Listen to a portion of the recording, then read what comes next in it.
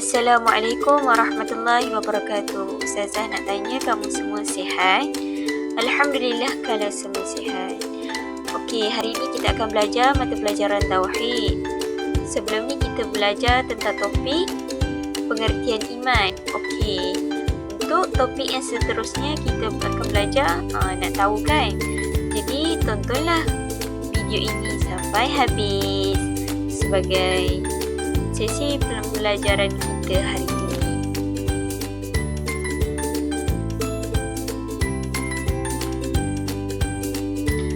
Okey, kita akan belajar mata pelajaran Tauhid seperti yang Ustazah cakap sebelum ni.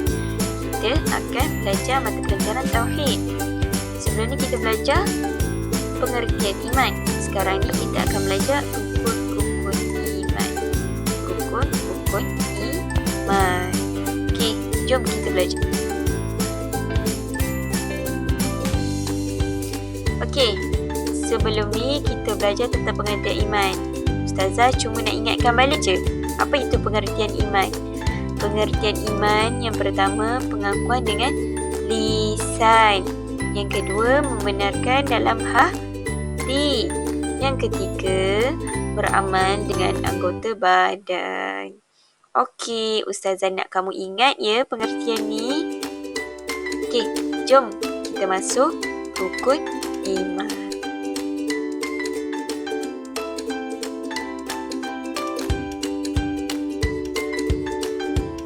Okey, sekarang ni kita akan masuk, kita akan masuk topik rukun iman. Rukun iman.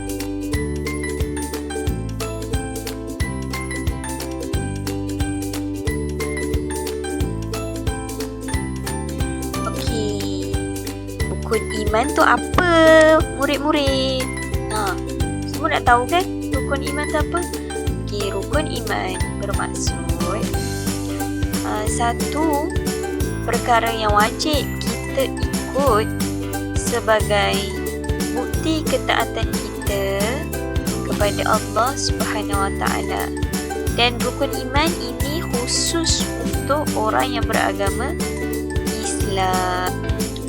Okey, ini adalah rukun-rukun iman. Okey, rukun iman yang pertama, beriman kepada Allah Subhanahu Wa Taala. Okey, macam Ustazah cakap sebelum ni, iman itu apa? Iman itu adalah satu kepercayaan ataupun sifat percaya kita. Ini adalah salah satu perkara wajib yang kita perlu buat sebagai umat Islam. Okey, kenapa kita kena beriman kepada Allah? Okey, Allah yang telah menciptakan segala apa yang wujud di muka bumi ini sebagai bukti kekuasaan Allah Subhanahu Wa Taala. Okey, murid-murid, ini adalah contoh gambar beriman kepada Allah Subhanahu Wa Taala. Kenapa kita kena beriman kepada Allah Subhanahu Wa Taala? Sebab Allah ciptakan manusia, Allah ciptakan haiwan, Allah ciptakan pelangi, Allah ciptakan langit, Allah ciptakan pokok, Allah ciptakan air, ciptakan rumput. Dan segala apa yang ada di bumi ini, di alam semesta ini adalah ciptaan Allah. Sebab tu kita kena beriman kepada Allah. Hebat tak Allah? Hebat kan? Okey, yang kedua, rukun iman yang kedua ialah beriman kepada malaikat. Malaikat ini pula apa dan siapa? Okey, nak tahu? Mari kita tengok seterusnya. Okey, malaikat ni apa ya anak-anak? Malaikat ni dia merupakan hamba.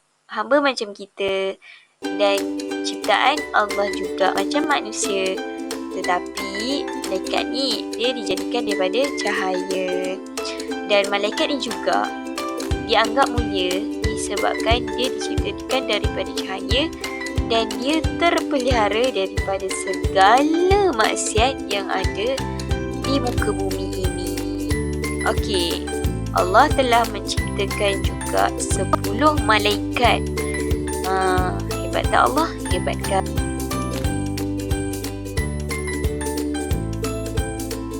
Okey, ini senarai malaikat, 10 malaikat. Nak boleh tengoklah. Ada malaikat Jibril, ada malaikat Nakir, Munkar, Atid, Raqib, Israfil, Mikail, Israel, Malik dan Ridwan. Okay. Itu adalah 10 malaikat yang Allah cipta. Okey, yang ketiga, rukun iman yang ketiga adalah beriman kepada kitab. Okay. Apa tu beriman kepada kitab? Tengoklah nanti. Okey, beriman kepada kitab ni maksudnya kita percaya kitab yang diturunkan Allah itu adalah untuk membimbing manusia, iaitu kita sendiri, ke jalan yang benar, ke jalan yang betul ya. Okey, murid-murid, ini adalah 4 kitab yang Allah turunkan kepada manusia sebagai panduan dalam kehidupan seharian mereka.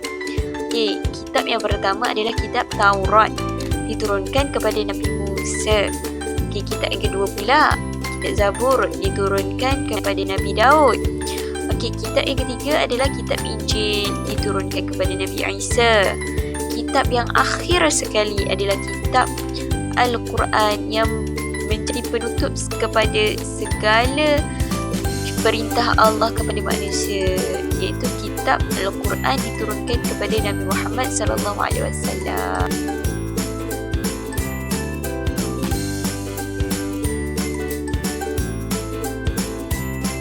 Okey, rukun iman yang keempat, beriman kepada Rasul. Beriman kepada Rasul. Okey, Rasul itu apa ya? Okey, Rasul itu adalah utusan Allah untuk membimbing kita ke jalan yang benar dan menuju ke syurga. Okey, Allah ciptakan 25 Nabi dan Rasul sebagai utusan Allah. Okey, anak-anak boleh tengoklah. Nabi Adam, Idris, Nuh, Saleh, Ibrahim, Lut, Ismail, Ishaq, Yaqub, Yusuf, Ayub, Syuaib, Musa, Harun, Zulkifli, Daud, Sulaiman, Ilyasa, Yunus, Zakaria, Yahya, Isa, dan akhir sekali adalah Nabi Muhammad sallallahu alaihi wasallam. Okey, yang kelima, rukun iman yang kelima, beriman kepada hari kiamat. Hari kiamat. Apa itu beriman kepada hari kiamat? Okey, beriman kepada hari kiamat ialah kita mempercayai bahawa hari kiamat itu adalah hari kebangkitan kita dan hari menentukan kita ni menuju ke syurga ataupun neraka. Ini adalah contoh hari kebangkitan ya anak-anak. Hari kiamat. Semua orang berkumpul di satu tempat menunggu untuk dihitung amalannya, dihisap amalannya. Jadi buatlah amalan baik banyak-banyak ya.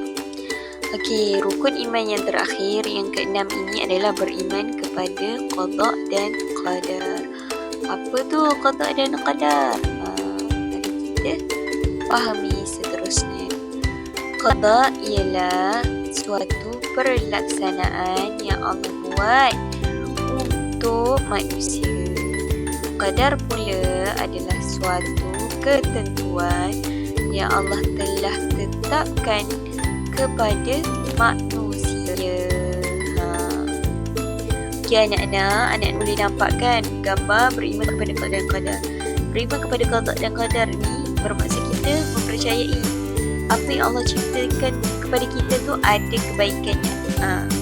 Okey, kat sini kita boleh nampak kawasan rumah tu banjir. Tapi ramai yang datang membantu dan cuba meringankan beban orang kat situ. Okay, kebaikannya kita boleh nampak mereka tidak mementingkan diri dan saling bantu-membantu serta dapat mengeratkan silaturahim.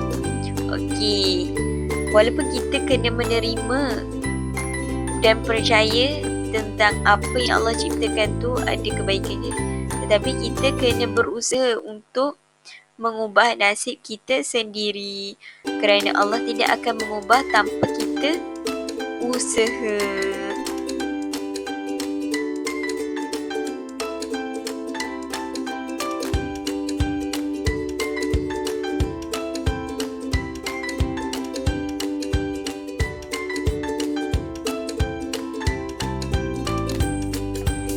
Okey anak-anak, sudah habis untuk sesi pembelajaran Tauhid pada hari ini.